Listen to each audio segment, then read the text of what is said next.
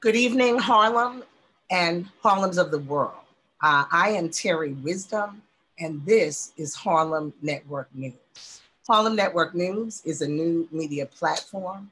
We started at the onset of COVID, and we're still here, and still we rise.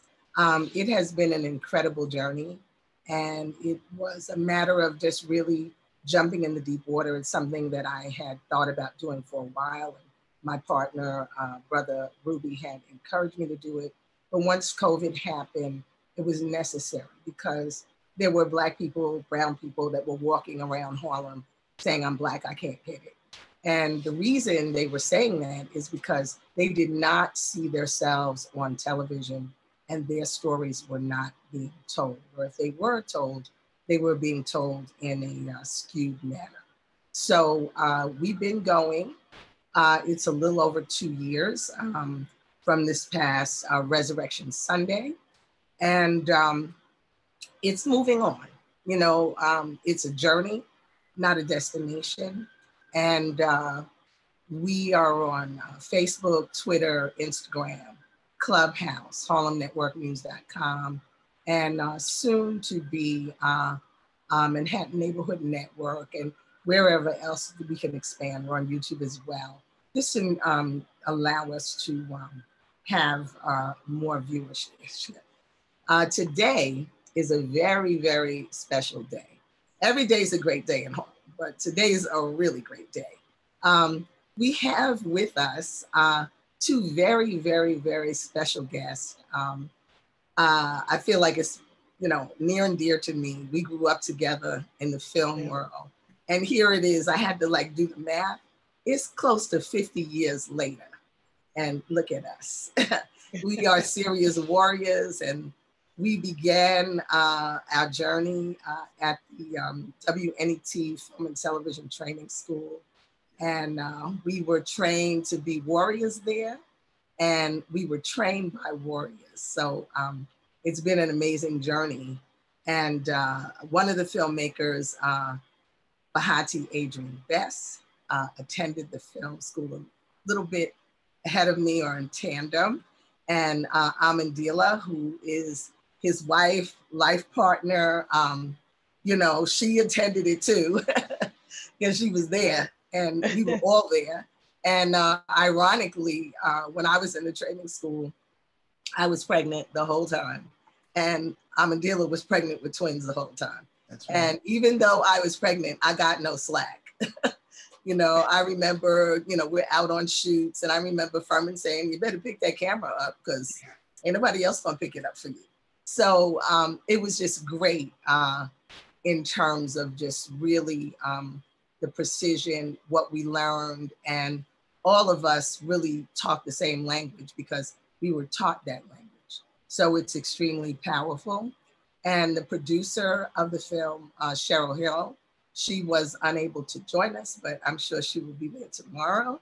Cheryl's a busy person, she always has been, but she is also one of our classmates from WNET Film and Training School, Television Training School, and I think she was like a little bit behind my class. But there's a big event that is coming up in Harlem, and it's happening tomorrow. And it is the premiere, a red carpet premiere of a film that Bahati, Adrian Best, and Ahmondylla Best are the filmmakers for. And Cheryl Hill is the producer. So the film will premiere tomorrow at the Schomburg Center. And that is right on 135th Street and Malcolm X Boulevard. And that's huge to have a film premiere there. It's also huge because there was a piece done with Dean Meminger on New York One. So it just like spread out. And that's the direction that Harlem Network News wants to go in, of course, you know, making HNN the CNN of Harlem. So without further ado, I want to introduce these powerhouse people. Bahati, would you just say a few words to the Harlem Network News audience and let everybody know who you are and whose you are? Thank you. Well, first of all, I'd like to thank you, Terry, for this opportunity. My name is Bahati Best. I'm the executive producer and director of the Patterson, Another Bronx Tale. It's a story about public housing in New York City, and specifically the Patterson houses in the Bronx. And it was made in conjunction with my wife, Ahmondylla, who started out the project with me. And she can introduce herself. Okay, okay. Well, Amelias, please introduce yourself. And what I love about this particular show is we always learn something. You all were on some point last year as the film was traveling to film festival. I believe it was in California. And, but in that conversation, I did not know that y'all met or you all were both at the Patterson projects. That's huge. So Ahmondylla, tell us who you are and whose you are and what this great journey, life journey has been. Thank you, Terry, for having me on to help to promote this film, The Patterson. I am Ahmondylla Best. As you just said, I'm Bahati's wife. I'm also the founder and president of Global Heritage Theater Arts Project, which I organize to bring projects, artistic projects, here to this area of New Jersey. We're in Essex County, we're in the Maplewood, South Orange area. And when we moved in here, there was very little theater arts activities going on. So the only way to get that here was to do it myself. So I am co-producing the making of this film. I was with Bahati the whole time. It was just the two of us. Yeah.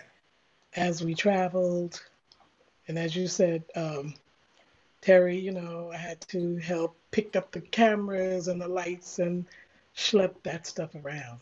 Okay. As part of being a filmmaker. So yes, absolutely. Yeah. And you'll also hear a little bit of my music. I'm a percussionist, musician. So some of my original sounds, I'll say, are on the film. Okay, that's amazing, and I salute you. I remember you were a part of a couple of percussion groups, you know, so that is outstanding. We love it. It's a huge circle. So either one of you, and this is Harlem Network News, I'm Terri Wisdom, for those of you who are just joining us. And I am so grateful that the filmmakers of the Patterson came on Harlem Network News, and they did it in true film style, true news style, because I had a lot going on, but I really didn't get to them till yesterday. And I was dealing through their PR person, and when he hit me and he said, okay, 7:30, I said, all right. And we were able to pull this off. But I thought it was really important. You know, I was like, well, if New York One's doing it, I mean, the Harlem Network News, we're across the street. Like, we got to make this happen. And also really encourage folks to come out to the Schomburg and see the film. It's a fundraiser as well. And we don't want to jump the gun. We'll tell a little bit about the film and why and how, but it is a fundraiser. So there's a VIP at 6 o'clock, you know, which the tickets are a little more pricey, but it's all going to a great cause. And then so 7:30 is just the straight screening, yes, which, you know, is a level price that I believe most people can afford, but we need to support our own. And I'm just so proud of you because I know what the labor is to actually come out with a film and just to premiere at the legendary Schomburg. That's amazing. So tell us a little bit about the making of the film, how long it took you, what the subject matter is, and either one of you can answer it, and the why it was so important to make this film. All right. Well, I joined the Air Force about a year after graduating from high school, which was in 1966. Okay. It was still during that time, my mother and my 3 younger brothers were still living in Patterson. I came out of the service in 1970. And upon my coming back home, I had wondered what happened to my friends. You know, where are they now? And it wasn't just my question, but, you know, anyone who had been away from home, I would call certain people who I was still in touch with. I would ask, where's Danny? Where's George? Where's, you know, whomever we were friends with. And some of the stories were kind of sad. Some of these stories were really, really great. Some people are going on to great success. I had decided after a period of time to go to film school after being encouraged to do that from a close friend of mine. Okay. And that's what brought me into Channel 13. Okay, love it. Upon leaving or graduating from Channel 13, some people from the projects learned that I'd gone through film school, that I'd gotten after that a job at ABC TV. And so I was approached about doing a documentary on the past. Wow. So I said, fine, you know, I'd be willing to do it, but what story do you want to tell? Now, this was a question that arose, I'd say maybe in the 1990s. They were looking to me because I had the film experience to just go ahead and do it. But I didn't know, and this is from learning what we learned in film school, yes, you have to have a story, you have to have a focus. Right. So after a lot of thought, you know, and a lot of querying with those people who tried to encourage me to make the film, I'm like, look, I need money, I need equipment, I need help. Okay. They couldn't supply that. So around 2003, maybe in the middle of 2003, I turned to Ahmondylla and said, look, number one, I like to tell the story about the successes that came out of the Patterson. Because every time I traveled around the country, I would tell people where I was from and say, you're from the South Bronx? That must have been terrible. And my reply South to them Bronx, was, South Bronx. no, it wasn't that bad. Right. You know? So that prompted me to really want to tell our story. I wanted to tell people the Bronx wasn't always burning, which is probably where they got their stories about the South Bronx from, because it was during a certain period of time when housing was being burnt down. Right, yeah, war zone. Yeah, so I mean, even my grandparents' church, which was on Intervale Avenue in the Bronx, that got caught up, that was in the middle of that whole process, and thank God they weren't there. They had closed the church down by the time that whole thing reached their building. But I wanted to tell a different Bronx story. I wanted to tell a story about people who become doctors, who become teachers, who become businessmen. So I was going to make it short. And I said, Tom and Jill said, look, I got to do this. I got a small camera, started shooting, you know. The first area I approached was a reunion that was held at the Patterson houses every year. Okay, I love it. It's called the Patterson Reunion. So I grabbed one or two people there, and I started asking questions.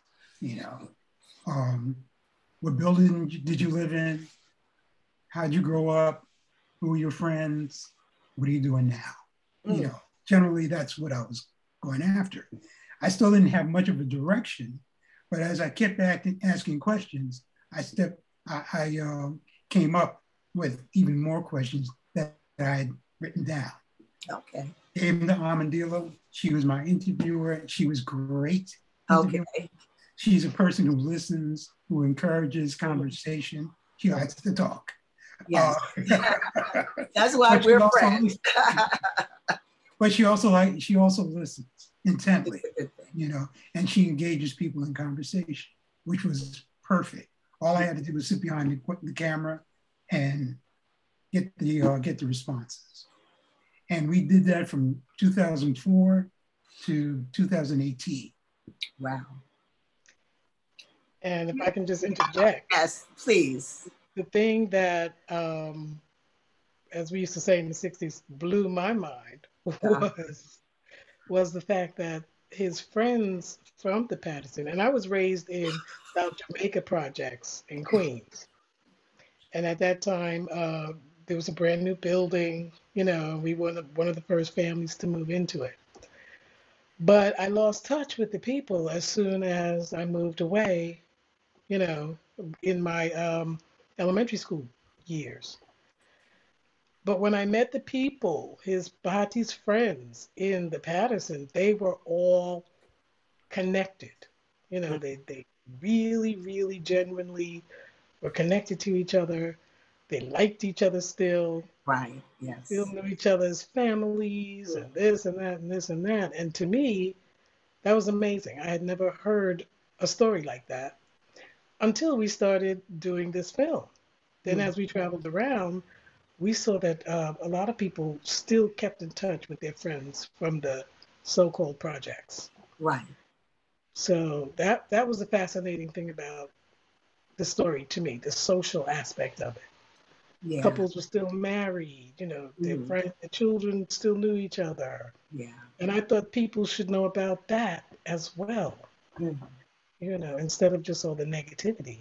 Yeah, I think that those times, just to interject, I'm Terri Wisdom, and this is Harlem Network News, and we are here with the filmmakers of the Patterson of Bronx Tale, and that is Bahati, Adrian Best, and Ahmondylla Best. So I'm sorry to interrupt, Bahati.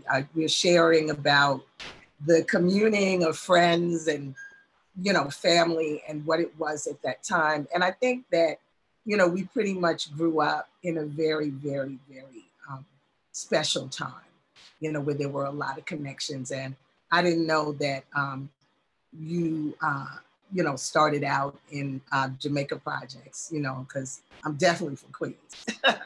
So I got you. I think I went to day camp. Yes. In, 40 projects at least. So yes. Here we go. We probably knew each other. Yeah. I went to that day camp too. We probably knew each other and didn't realize Yeah, it. yeah. I remember I was in a little Indian costume. Yeah. That I had drawn. Yes. So we were probably right there. Oh my God. I have pictures. We got see that? pictures. I have pictures too. So oh my God. there you go. Yeah. Okay. Projects, baby.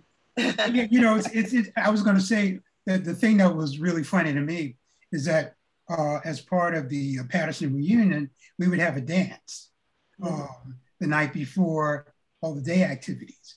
And Ahmondylla's mind was blown when, you know, the music be playing and then they turn on some Latin music and everybody would get up and dance to Latin music because Latin music was in our blood. That's how we grew up listening to Latin music. If you couldn't Latin, you know, they call it salsa now, but if you couldn't Latin, you couldn't go to the party. Right, right, yeah. I think we went through many transitions and many connections. And when you know those people in that time, it's a bond that just never breaks. You know, no matter if you haven't seen them. And even I attended Lincoln University in Pennsylvania. And there was a few people that were at Lincoln. I know there was a brother, he played basketball, Lou. I think he's an ancestor there, but he was, you know, tall, big guy. You know, also Aqua, you know, John Beale and his brother, you know. So, you know, that's my brother. That's one of my best friends, cousin, you know. So it's always a lot of connections. But when you started in 1990, did you start shooting at that time, or when did you start? No, I didn't start shooting anything until 2004. Okay. Because I was waiting for on the real, the people who approached me, they had come up with the idea. So I was waiting for them to come back to me and say, look, we want to do it this way. We wanted to make this kind of approach, but they didn't have a clue. Okay. You know, people take our business for granted. Mm-hmm. You know, they think you just go out there, you do it, you know, and it gets made magically and it just happens. They don't think about the process. Right. They don't think about the money that has to be spent, personnel, you know, and then you have to decide what you're going to do with the end product. Right. Very important. You know, so there are things that people just are not on their radar. They don't know, you know, and every time I would pick up the phone and ask someone, you know, how do you want to approach this? No clue. But, you know, you really can't blame them because they don't know the business. Right. And you realize that you had to step in. Ahmondylla had to step in. You had to get creative and you had to figure it out. And, you know, it's very interesting because you said a friend of yours suggested, why don't you go to film school, you know, and to NET. But, you know, it's an interesting journey because I think growing up, I mean, I always knew like I wanted to write. You know how when you're younger, what do you want to be? I want to be a writer, an ice skater, or, you know, I forget what else I was going to be. But ice skating was definitely it. But, you know, it's kind of like I really didn't know of any kind of film thing. I knew that I wanted to go to journalism school, and Lincoln didn't really have that. But I had the joy and the honor of attending Lincoln when Gil Scott-Heron was there. He was a friend, a colleague. You know, most of his books and poems, you know, I read it when it was in a notebook. You know, he was just a true gentleman. And he's a little older than us, but, you know, Brian Jackson was in our class. You know, so it was just an empowering thing. But I knew I wanted to do journalism. And it's very interesting that right now with Harlem Network News, I'm like in front of the camera. But at that time, I didn't really want to do that because I felt like being in front of the camera was just like an actress. And I really wanted to, you know, be behind. But I remember I was at, you know, Fordham, and that's where I was getting like my journalism training. And I remember my teacher, he was an anchor at CBS, Harry Arrow. And he took us, we had like editing and it was little pieces of film.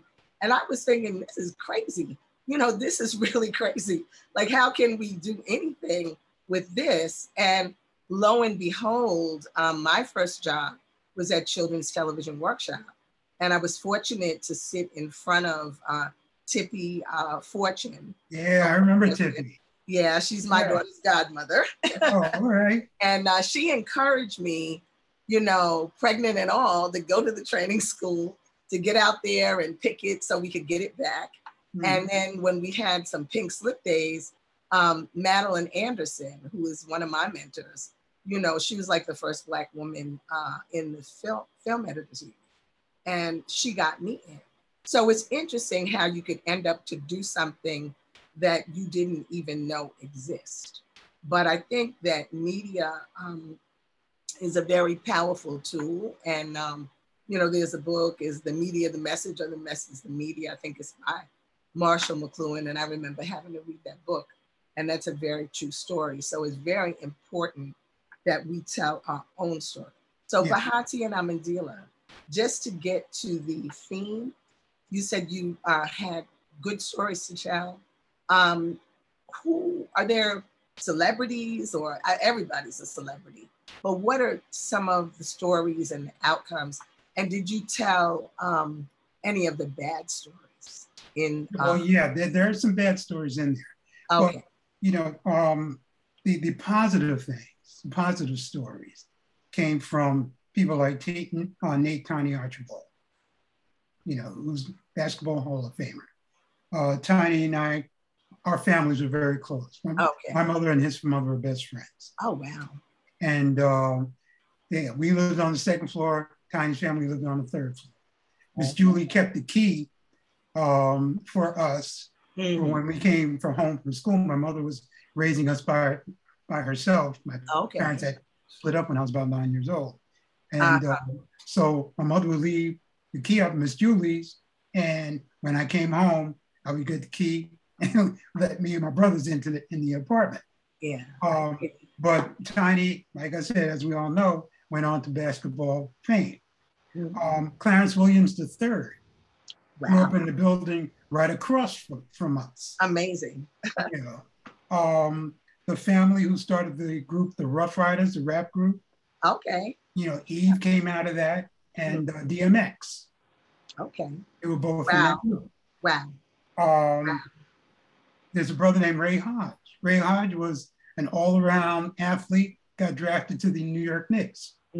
Through some politics, he had gotten cut from the Knicks farm team. But we had people in our neighborhood who were at that level of ball players. Wow. And we had a lot of ball players. Yeah. We had Iran Barkley, middleweight champion of the world. Wow. You know, Iran grew up in the Patterson. Wow. Okay. You know, he's the Patterson champ. Okay. You know, Guy Fisher. Now, I don't know, many people don't know Guy Fisher's name, but he was Nicky Barnes's first lieutenant. Okay. And, yes. So Guy also was the first Black man who owned the Apollo Theater. Okay. See, we're getting, this is Harlem Network News, and that's truly what we're about, knowing that knowledge is power. So that's what I love about this. You know, that's something I didn't know. That's a fact. We got to. Yes. Yeah. I mean, you know, with the way he made his money may have been very shady, but the fact of the matter is that he rose to a particular level, and he did do time. Okay, I hear you. Did do time for his crime. He is now out. He has his doctorate. Okay. He earned his doctorate while he was in prison and now living somewhere in Florida. Okay. But those are some of the quote unquote success stories we tell in the film. But our film also covers 7 decades of evolution from the good times in the 50s to the present. And we tell the story about what politics had been part of the growing up for some people in Patterson, but we're also talking about how it declined with drugs and violence and where we are today. Right. And we also talk about the people who are trying to right some of that, or who are trying to approach some of the violence and flip it so that the community would be a viable community for the kids. Yeah, go ahead. Go right ahead. I was just going to say, it's interesting that in the beginning, Bahati just wanted a maybe 10-minute short, as he said, because when we went to research something about the Patterson Project, or that area of the Bronx, there was nothing to be found. It was we went to the Hall of Records. One paragraph. So originally, Bahati just wanted to do the film so that there could be something in the Hall of Records or whatever it is where information, positive information, could be found. Yes. If anybody wanted to go look for it. As we went to the Harlem Film Company, Cheryl and Jamal, I think it was, said, you have a lot of footage here and you have a bigger story to tell. Yeah. Which may have to include the negativity. Yeah. You know, so. And the other thing too is I spoke to a friend of mine who I was able to track down, Bernard Carter. And I told Bernie what I was going to do. And he said, look, man, you can't leave out the drugs because the drugs destroyed us. You know, we had some brilliant people in the Patterson projects, people who were destined for greatness, and those drugs just killed us. You know, and what the person who comes to mind right now is a brother named Freddie Dupre. Freddie was a brilliant jazz pianist. The cat played down the village.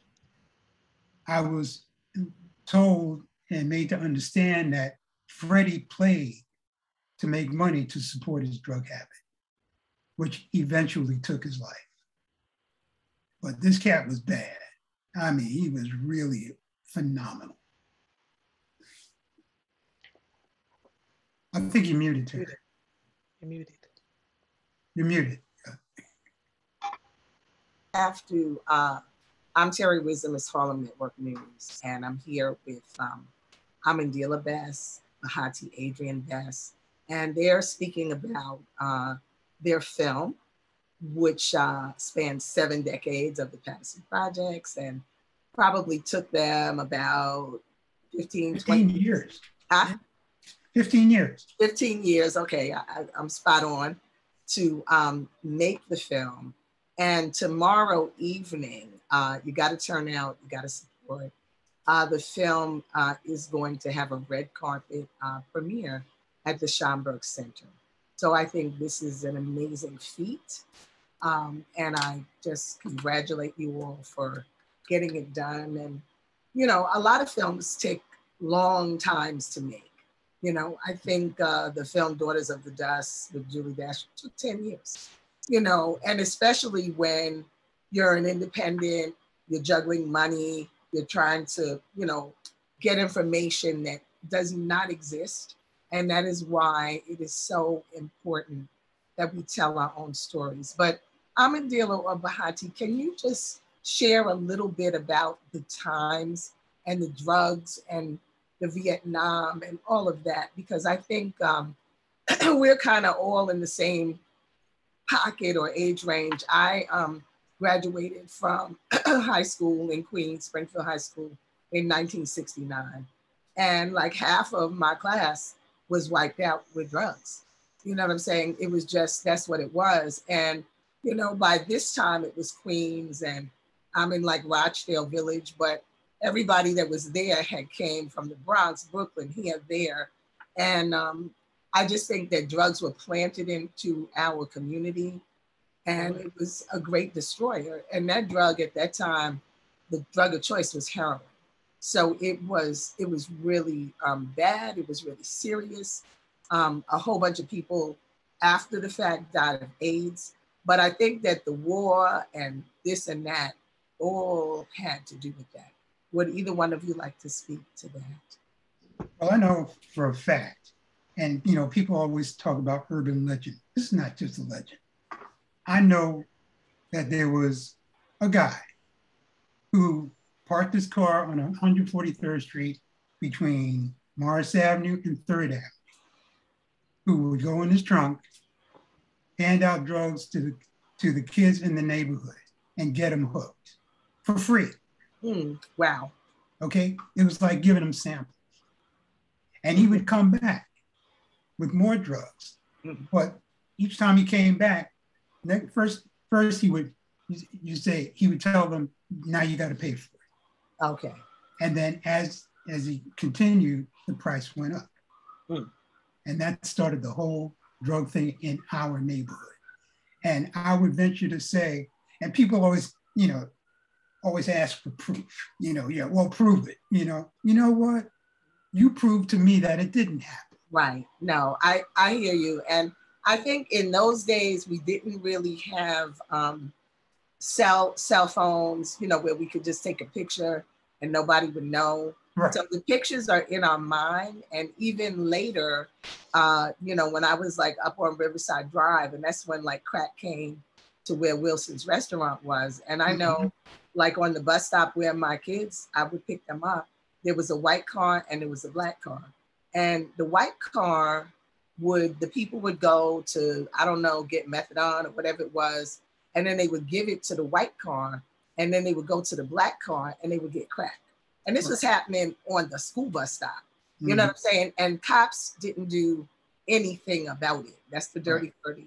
Didn't do anything about it. And then it led to the violence as well. So there's a lot that was developed and a lot of people made money off the backs of our community. And that's a reality. And no, I'm sorry. Go right ahead. No, and you know, what really upsets me is that it turned neighbors into the enemy, you know, in a sense, because now you had to protect yourself against possibly your neighbors stealing from you. Right. You know, we lived during a time when doors were left open during summertime. You know, just to get some air circulation, we put a chair in the door, you know, and left the door open. Mm-hmm. When we got our TV stolen, that ended that. Right. I hear you. I hear you. It was over. Yeah. Yeah. You know, and everybody had to not only lock their doors, but put an extra lock on the door. At least lock. Yeah. Yeah. So it's a lot to unpack. It's a lot to survive. And it's incredible that you all are still here and were able to put this incredible film together. Yeah, I wrote a song about that. Excuse me? I wrote a song called "We're Still Here." Okay. I hear you. And I used to perform. I hear you. I hear you. Yeah, because it's been quite a journey. Can you tell us what folks can expect at the red carpet premiere? How will it be set up, and how long is the film? And can people still get tickets? If you could. Well, the tickets have to be prepaid. There won't be any tickets sold at the door. That's number one. The film itself is 90 minutes. Mm-hmm. And I think it's a good, tight 90 minutes. Yeah. Okay. What they can expect is, well, the VIPs will have refreshments and what have you. Mm-hmm. But in the theater, the Schomburg, first of all, has got a beautiful theater. Yes. It's really, really nice. Yes. You know? I think it seats over 200 people. Yeah. But I think I'm hoping that they'll, number one, enjoy the film, but also I hope they learn something from the film, because this is also an educational piece. You know, like I said earlier, everybody's seen the Bronx is burning. You know, there's a documentary film about that. Mm-hmm. We have painted a different picture, an alternate picture that I'm hoping that people understand and appreciate, right? And I have to keep saying we, because this is about a team. You Absolutely. know, there are four of us who work very, very closely together. You know, Ahmondylla, myself, Cheryl Hill, and Christian Ramirez, you know, who did a wonderful job of editing. Wow. You know, okay. It's fantastic. And you know what? I thank the heavens that I found them. The film company has been priceless in this venture. All right. Okay. Can anybody speak for Cheryl Hill, and what is the name of her film company, and at what point did you all connect with Cheryl Hill and the Harlem, and I don't remember the rest of it. So. It's not the Harlem Film Company. Okay. Right. Jamal Joseph and Cheryl Hill are the people in charge. Okay. I love it. I didn't know that. We're learning. This is Harlem Network News. Knowledge is power. Yeah. And Jamal Joseph has an incredible program that youth are in, and I'm blanking. Yes. Can't think of the name, but it's amazing. And they're still going, and their offices are right on 135th and Smile. Yeah. So, yeah, Jamal, former Black Panther. Yes, and has a book out, and he also did a film on Sonia Sanchez. Yes. You know, which I saw. So, yeah, we got a lot of legends. Okay. And actually, I met Cheryl while we were auditioning film companies for another film that we were working on. That's right. We were doing a documentary on Baba Chuck Davis. Yeah. Oh, okay. And we needed an editor and a film company to help work on that. And we interviewed Cheryl's company for that. And then we said, you know, the way they do their films, that would be good for the Patterson. So we went back and we talked to her and Jamal. And we decided that they were the ones that we wanted to work with. Okay. And they went right to work. Yeah, it's excellent because I'm blanking on the name of Jamal's program for the young people, but he is just amazing. You know, my oldest granddaughter who just graduated from Howard Sahar, we went to see them.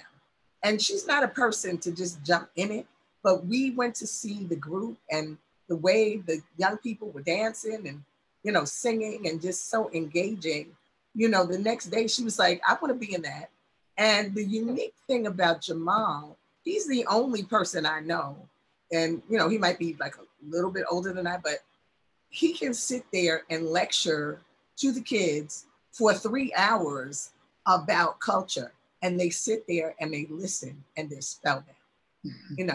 So he just has that gift, that love. And so that's amazing. So you connected with them to help produce the film. And how did you guys raise money? Because obviously, you know, money is needed though. You know how to shoot, you know how to do this, but how did you guys get money? You know, film costs money. And was this shot in film or video, or did you make a transition? What happened? Well, you know, it's funny. I was working at ABC at Good Morning America, and we had a guest that came on, and he had a gentleman with him who was from Canada, and he was carrying a Canon XA20. Okay. And it's a small camera, you know, it's a camcorder. But he said, you know, I asked him about it, and he says, well, you know, I make movies with this camera. This camera is great. It's professional, blah, blah, blah, blah, blah. And I was like, oh, really? You know, because I have a thing about small cameras. You know, you got to go into the menu for everything. And it drives me crazy. But I researched that particular camera and I decided to buy one, you know, and that's what I used to shoot the Patterson. Okay. But in terms of getting the money, I retired from ABC in 2013. And they gave me a buyout. Okay, I hear you. And that buyout was the beginning of the funding for the Patterson. It came right out of my pocket. I love it. I love it. I love it. You know, Spike Lee always talked about his credit card. That was my credit card. Okay. Okay. You want to make a little comment on that, Ahmondylla, in terms of? Well, you know, yeah, it's came out of our pockets, and to also save money, I pitched in to be the crew. You know, I had seen Bahati do several films. So I was actually learning, quote unquote, on the job. Okay. Whatever he wanted me to do, I did it. If I didn't know how to do it, he would tell me what to do. Right. And my experience with other things, especially being a mother, you pick things up really quickly, you know. You have to do everything. You multitask. Yeah. So with my knowledge of the things that I had already learned from art school and being a performer, going here, going there, around the world. An incredible jeweler, I remember. Jewelry maker. So you learn the basics of going from A to Z. You know, after one comes two. So a lot of things are common sense, but a lot are technical, you know. And so I pitched in as the so-called crew. Okay. And did a wonderful job. Yeah, yeah. Great job. Seriously. A lot with, this is Terri Wisdom, and this is Harlem Network News. And I am here with Bahati Adrian Bass and Amelias Bass, and we are talking about the incredible film, The Patterson, A Bronx Tale, which is going to premiere tomorrow evening. The VIP is at 6 o'clock. So, you know, I think if you go online, and I'm gonna put it up, it said that tickets will be on sale until this, I think the 17th, which is tomorrow, is Eventbrite. I don't know what the cutoff is, but y'all can get in there and get that. And if you're just going to do the screening, that's at 7:30. So we encourage you to come out and support. And once again, I learned something about the Harlem Film Company, because I was saying Cheryl Hill, but I did not realize that the amazing, incredible Jamal Joseph was also a part of this. And A lot of this also is amazing because it's about grassroots in terms of using your resources to get it done, to get the story out. Where, prior to this red carpet premiere, where has the film traveled, and what has the reaction been? Well, we had film in the Harlem Film Festival. Okay. And we did the African Film Festival out in LA. Internet. Yeah. This was all virtual because of the pandemic. Right, right. And it was received extremely well, especially at the Harlem Film Festival. It got an award for the most watched documentary. Excellent, excellent. Yeah, but also at the African Film Festival in LA, I get a lot of recognition there. So it was really, really good. I have to say too about the film that there are no outside experts in this film talking about the Patterson projects or projects in general. This is all told from the point of view from people who had lived there and who are there presently. So there's not any kind of outside vision being expressed in this. This is from the people, from the projects. Okay. Do we have a narrator, or it's just all told in the first It's all told from their point of view. Okay, okay, that's great. So I think this is a really good time to segue to the trailer. We're going to see if we can make that happen. Technology, help us out. So let me see if I can do this. All right. Thank you.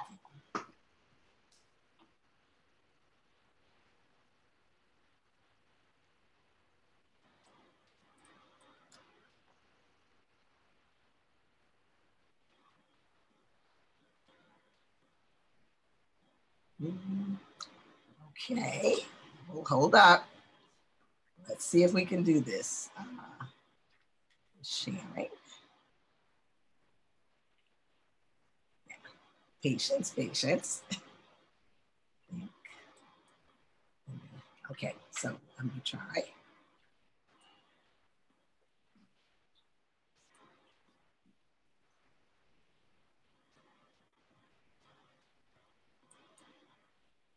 Every time you hear about this project, there's always some kind of violence. Less than a week after 16-year-old Ocean Conway was shot in the head at the Patterson houses, community members rallied together to voice that they've had just about enough. It is not wrong for somebody to get shot in broad daylight. We have to stand up. It's where we work at, where we live at. We have to wake up. There's a system that's waiting for our kids. It's called mass incarceration. It wasn't always like that. When I grew up there, it was a place of harmony. I think that the people genuinely love each other. Unfortunately, these kids don't have that unity like we had. We stuck together like glue. South Bronx at that time was, to me, a heaven haven. When we were growing up, all the community centers were open, and we spent a lot of time in those type of environments to keep us safe. We had a place to go, summer, winter, fall. People were really competitive academically. I hung with a group of people. These were all really, really brilliant people. We were just so fortunate and blessed when we came out of the Patterson 50s to have all those things. And I think a lot of us who were searching for identity, okay, basketball was a way of escaping that type of negative environment that was outside. We were headed for greatness. They were headed for greatness. They were destroyed. The worst thing that ever happened, the doors locked. The project stopped being the project. The drugs first came into the community by 1967, and it just destroyed a bunch of people. The federal government, the city, and the state government, all three, I hold responsible for letting the project deteriorate. My hope for Patterson House is that we create a community of opportunities. It is up to us to put down the fear, and that when we see our brother and our sister on a path that's crazy for them, to pull them back in and say, no, bro, don't do that. No sense, don't do that. Nobody talks about the fact that public housing is a place where people of all backgrounds shared their food and music, where people of all backgrounds lived and learned together. There are 341 projects in New York City proper. The people who live in those projects have similar stories to tell. 7 decades worth.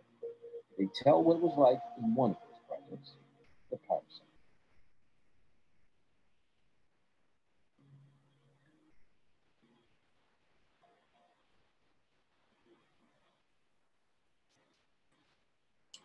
Okay. So yeah, I think so. Bahati, didn't Felipe narrate some of it, or was it just that trailer? Just the opening. Okay, that's great. And knowledge is power. Can you all share who is Felipe Luciano, please? Felipe Luciano he was the former president of the Young Lords from back in the day. The brilliant Felipe Luciano, because the Young Lords Party was a serious party. They started out as a gang in the early days, but they became political. And their politics, they proved they showed by their actions. They didn't just talk the talk, they walked it. You know, when they took over Lincoln Hospital, which was a brilliant move on their part, it influenced Lincoln Hospital to be rebuilt and relocated.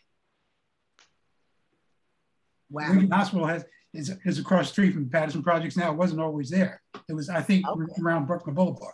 Wow. And from that takeover that they did, they forced the hospital to rebuild and relocate to a better facility. So, I mean, that's just one of the things that they influenced.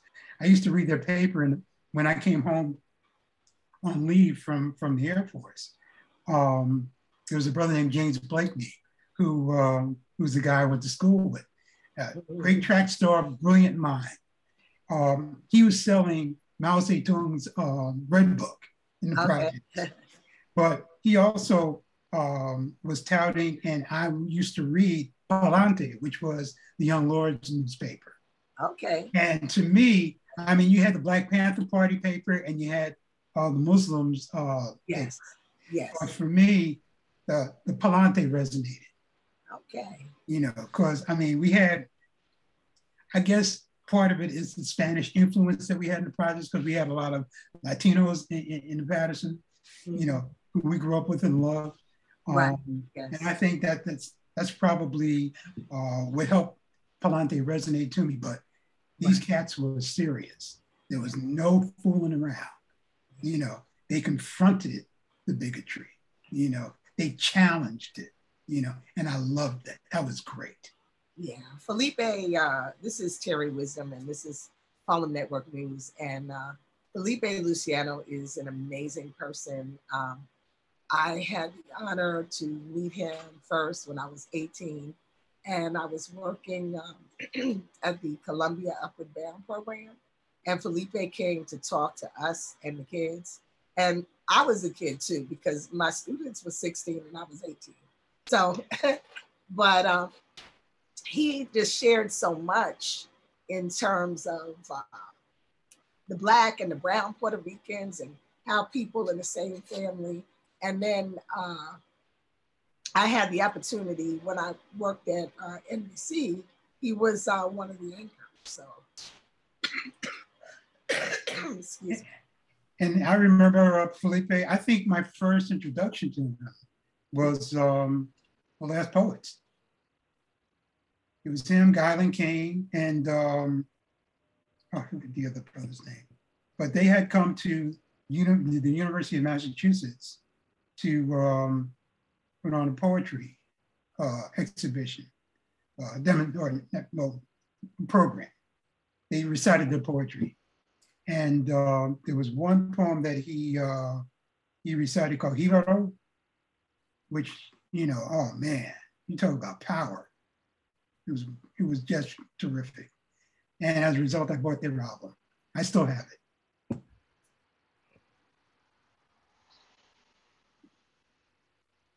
Guyland Kane and David Nelson. You're muted. Muted. Good, because I'm coughing, but You're coughing. yeah. But I didn't mean anyway, to choke you up. Abiodun, yeah. Yes, and that's where I was first introduced to the Last Poets, and that was at Lincoln University. And excuse me, they came and they performed. And then after, they went to Gil Scott-Heron's room. And, you know, that school at that time was primarily male. But, you know, me and my two girlfriends, you know, the Last Poets were there, so we were there. And I don't know that they were happy we were there, because that was like the locker room, but we were there. And, you know, Abiodun, who has been so supportive, an incredible person. Even my son, Ali Wisdom, that passed, he and Dune worked on a couple of music pieces together. But he said that, you know, Gil asked him that night, he said, hey man, I'm thinking about putting a band together, what you think? And Abiodun was like, well, go ahead. You know, and that's kind of how that all started. So a lot of stories. And Felipe actually is a minister now. Oh, I don't know that. Yeah. So just a lot of amazing stories and amazing people. Yeah. Really. I think we grew up in a great time. Yeah. Yeah, we did. And people were touchable. I saw somebody in the scene, was that Mike Singleton? Yeah, Michael Singletary, yeah. Who also went to the training school. Yes, he did. He was in my class. Yeah. And he's a great artist as well. Yeah, so, Well, Mike and I grew up together in the Patterson. Oh, wow. Okay. Yeah. Okay. Yeah. Nice. Okay. So you see, we continue to learn. We continue to get that 6 degrees of separation. Now, I know that this is a fundraiser. So can you talk a little bit about the fundraising and who the funds are going to go to and who you're working with? I'm trying to remember it's Guns Down, Hands Up. Okay. I'm trying to remember the other. We're trying to also establish a scholarship for some kids from the Patterson housing. Right. Mm-hmm. I can't remember the other. There's one other organization. Okay. Yeah, I'm trying to be quick, but I'm not quick enough to get it. So, but in any case, it's a fundraiser as well, which is, you know, going to a very good cause. And after this, what is next? Where's the film going? What's happening? What are some?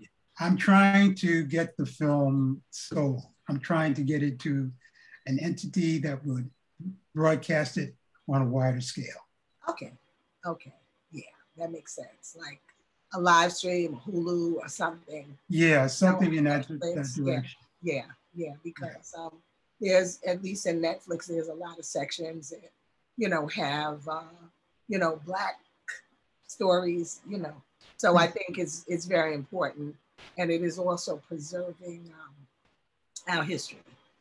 One of our listeners actually wrote in, and they're asking, can they view the film online?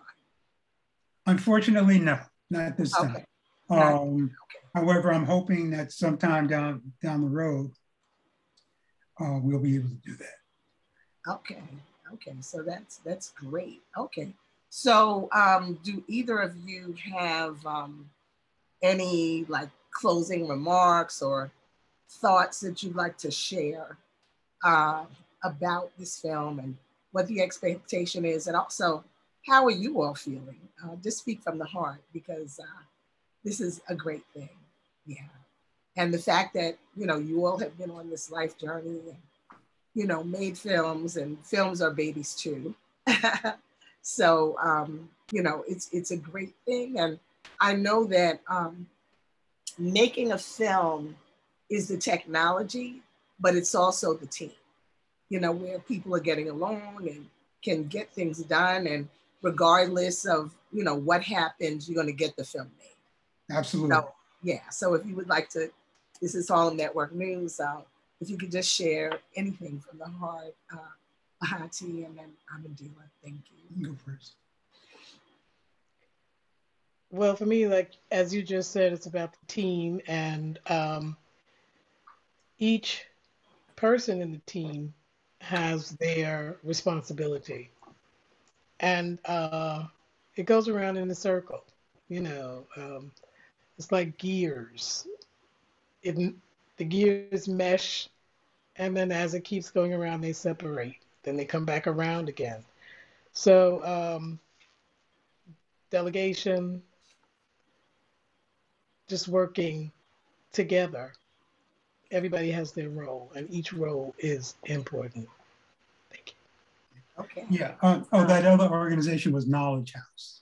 Knowledge House. Okay. Knowledge Thank House. You. Thank you. Thank you. But what I'm hoping, well, two things. First of all, I'm hoping that the people, especially the people from Patterson, like the documentary. I hope it represents the community well. That's number one. But I'm also hoping and praying too that the violence that is taking place in the neighborhood stops. It's just too much. You know, the kids are being robbed of good life. And it's possible there. I had that good life growing up. And that good life is reflected from then. It's reflected now because a lot of those people that I grew up with, we're still very tight. Yeah. We're still friends, you know? And those people became, you know, like I said before, some of them, one of them that I know of is a forensic surgeon. Wow. You know, he had gone to Johns Hopkins. Mm-hmm. I got friends who earned their doctorates, who are teaching in universities, you know, Fordham and alike. Mm. These people are brilliant. You know, the drugs did not get everybody. Right. You know, yes, they did get some, but they didn't get everybody. We have to play. As it stands now, you know, I would love to see the goods and services return. Mm. Right now, the projects are hampered by boilers that have been there since the 1950s. Mm. They need to be changed, not just maintained or fixed. They need to be taken out and new boilers put in, so the people would be warm during the winter time. This is part of the struggle that people who are living, not just in the Patterson, but in all public housing are going through. Right, and some that's not public housing. Yes. You know, we have a lot of housing criteria. I'm Terri Wisdom, and this is Harlem Network News, and we have had the honor of having the filmmakers of the Patterson of Bronx Tale, Bahati, Adrian Best, Amelias Best, and that film is going to premiere in a red carpet at the Schomburg tomorrow. But this is an example of us telling our own stories, and I would hope that maybe you'll be able to have some screenings right there in the Patterson, or you know, in an auditorium or something nearby, and you know, bring the young people and let there be a talk back. You know, here in Harlem, I know we have Aisha Say Cool and Street Corner, against violence. So, you know, there's a lot going on, and it's a whole different energy, you know, and we watched as we grew up, the drugs just take out a lot of people. We lost a lot of people, you know, and I think that, you know, Vietnam and drugs were synonymous, and, you know, it was a time where, you know, people were like drafted like straight out of high school. You know what I'm saying? Some people were actually like drafted. So it was a major epic situation that we, you know, faced. And at that time, at least, it was a time where young people kind of took bull by the horn, you know, and I think some of that had to do with people being drafted. You know, I remember when I was at Lincoln, that was at a time when Kent State happened and Mississippi State. And, you know, students were actually shot and killed, you know, so students were, you know, political aware, you know, but I think what happened, just like Gil's song, and we didn't call him Gil, he was Spider-Man, you know, at Lincoln. That's his It was Spider. That's who he was, you know, and that's the character because he actually grew up in Chelsea projects, you know.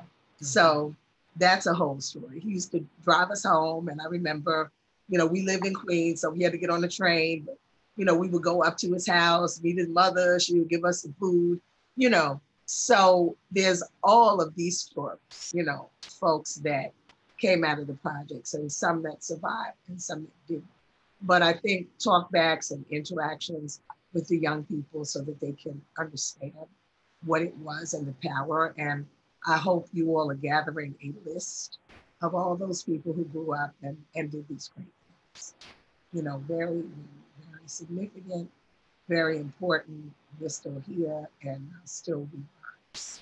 So it's an honor. I will be there tomorrow. We will be covering the event, and we bought our VIP ticket because we want to support, just like we want people to support Harlem Network News. We have to support each other. So thank you very much. And we just really give tribute to all those ancestors and warriors who have passed on from the Patterson projects and all of the projects. And we call for a stop the violence. We have to do that. You know, my own son, November 5th, Ali Sam Wayman Wisdom, is a victim of gun violence. So it's personal. It's personal. I'm a member of Harlem Mothers Save. But it just looks like it's continuing and continuing. And our lives are not having a lot of value. And there's a lot of ruthlessness. So it's up to us, you know, the elders, to step in and try to turn this around. And, you know, I think we as a people have gone through lots of journeys. You know, we came across the Middle Passage. We had the journey of slavery, you know, so we've had a lot of journeys and a lot to survive. So Bahati or Ahmondylla, if you would just give a closing word, and we want to salute some of those filmmakers that were our teachers that I can remember right now, and it's Clive Davidson, Tony Miller, and Cliff Fraser, Furman Lee, and yeah, Furman Lee, and John Wise, of course. Yes. Yeah. So thank you all for all you did for us and changing our life. And it's, for me, though, life is you know, journey, not a destination, but the film and the passion and the connecting and the people. You and I, Bahati, have worked on several films, but that love, you know, what has kept me going, you know, and and being able to tell the stories, but there's a passion for it. And I think, you know, those of us that had that training, particularly coming out of NET and, you know, some of, you know, third world, we understood the language of film, working together and making it happen. And even, you know, when you take the director's guild test, like half of it is personality, because if you can't get along, you can't make the film. You know, simple as that. And then it's about courage. I remember people like Ronald Gray making a film, Kathy Collins' film, one of our great teachers who left us too early. And I remember, I don't know what happened, but I know the camera dropped in the water over the bridge. And Ronald jumped in that water. He got that camera out, and somehow he was able to fix it. Because if he couldn't have fixed it, there would have been no film, because there was no money to do anything else. So we got people like that. So lots of stories. Yeah. So close us out, Bahati, Ahmondylla, please. Just a closing word. I'd like to say that the Patterson story is a universal story. It's a story that took place in a time where we all went through the same trials and tribulations. We had successes, and then it morphed into something else. But it's all of our story. Okay, thank you. And Ahmondylla, if you would close us out with your statement. Thank you. And we as amazing creative people turned a place that almost could have been seen as a prison, actually, but we turned it into something magical, quote unquote, to the point where we thrived and succeeded. Yeah. So it's about success, and it's about and still we rise. And exactly. I'm Terri Wisdom. This is Harlem Network News, and I'm honored and I thank you. And I look forward, and I'm going to keep promoting so that more and more people are going to come out, and that we can continue the fundraising, the scholarships. And, look forward. There's so many stories that are being told. And, you know, I'm having the honor to connect with the people telling the stories. Thank you. Thank you. HarlemNetworkNews.com. And if you want to reach us and you want to try to get the tickets, you can reach me directly at 646-261-5397. Or if you email me at harlemnetworknews@gmail.com, I can probably forward the link to you so you can get your tickets. Yeah, that's the only way you can get the tickets. Yeah. So you got to get the link, and I believe that the tickets for the screening are $25. Yes. And the VIP, I think, is $125. Right. And it's on Eventbrite. It's on a secure site. And if you can't go, you need to send somebody. So that's what I'm going to say. So thank you so much. Blessings. And thank you all for jumping in. True New Style. And New York One, you don't have one up on it. All of them, we got you. All right. Thank you, Terri. Okay. Blessings. Thank you. Okay.